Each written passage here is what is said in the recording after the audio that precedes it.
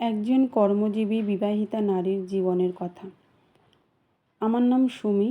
আমার বেতন 15,000 টাকা। আমার বাবা মায়ের একমাত্র সন্তান আমি। আমার স্বামী বিজনেস করেন। আপনারা সবাই জানেন বিজনেসে নির্দিষ্ট বেতন থাকে না। এক এক সময় এক এক রকম ইনকাম হয়। কখনো মাসে 50, আবার কখনো 70, কখনো আবার 1 লাখ। তবে 50,000 প্রতি মাসেই আসে, এটা ঠিক। এতে সংসার খুব ভালো মতো চলে। আমার স্বামী এবং আমি দুজন মিলেই সংসার চালাই। বাসায় ভাড়া খাওয়া সব কিছু দুজন মিলেই করি। জীবনে কখনো স্বামীর কাছে আবদার করিনি, আমার এটা লাগবে ওটা লাগবে। নিজের কিছু পছন্দ হলে সেটাও নিজের টাকাতেই কিনি, যেন স্বামীর ওপর চাপ না পড়ে। আমার স্বামী তার বাবা মাকে টাকা দেয় দেখে এটা তার দায়িত্ব, আমি এসবে বারণ করি না। আমার শাশুড়ির মেয়ের জামাই আমার শাশুড়িকে দেখে, টাকা দেয়, চাহিদা পূরণ করে, 22-25 হাজার টাকার মোবাইল কিনে দেয়, কোনো সমস্যা নেই তাতে। আমার শাশুড়ি তার মেয়ের বাড়িতে গিয়ে মেয়ের শাশুড়ির ওপর তাদের সংসারের নাক গলাতে, তাতে কোনো সমস্যা নেই। মেয়ের বাড়িতে কি হবে না হবে সব আমার শাশুড়ি শিখিয়ে দেয়, তাতে সমস্যা নেই।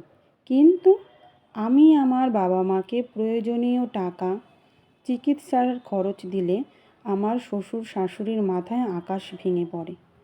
এর কাছে ওর কাছে কথা বলে বেড়ায় এবং তারা এসব নিয়ে 24 ঘন্টা আমার স্বামীকে উস্কায়, যেন আমি আমার বাবা মাকে টাকা না দিয়ে সেই টাকা তাদের চাহিদা মেটাতে খরচ করি বা আমার শ্বশুর শাশুড়ির কাছে জমা রাখি। টাকা জমা রাখার জন্য কি দুনিয়াতে ব্যাংকের এতই অভাব? শ্বশুর শাশুড়ির কথা, আমাদের ইনকামের এবং খরচের সব হিসাব যেন তাদের দেওয়া হয়। আমরা কাজের ক্ষেত্রে ঢাকা থাকি, তারা গ্রামে থাকেন। তাদের নাকি ঢাকায় আসলে দম আটকে আসে, খোলামেলা না তাই। এরপরেও তারা হিসেব চান এবং সারা এলাকায় আমার নামে বাজে কথা ছড়ায় যে তার ছেলের সব টাকা আমি এবং আমার বাবা মা খাচ্ছি। আমার শ্বশুরের 4 ছেলে 4 মেয়ে, অথচ আমার বাবা মায়ের আমি একমাত্র সন্তান। দিন রাত চলছে অশান্তি। কি করব বলুন আপনারা?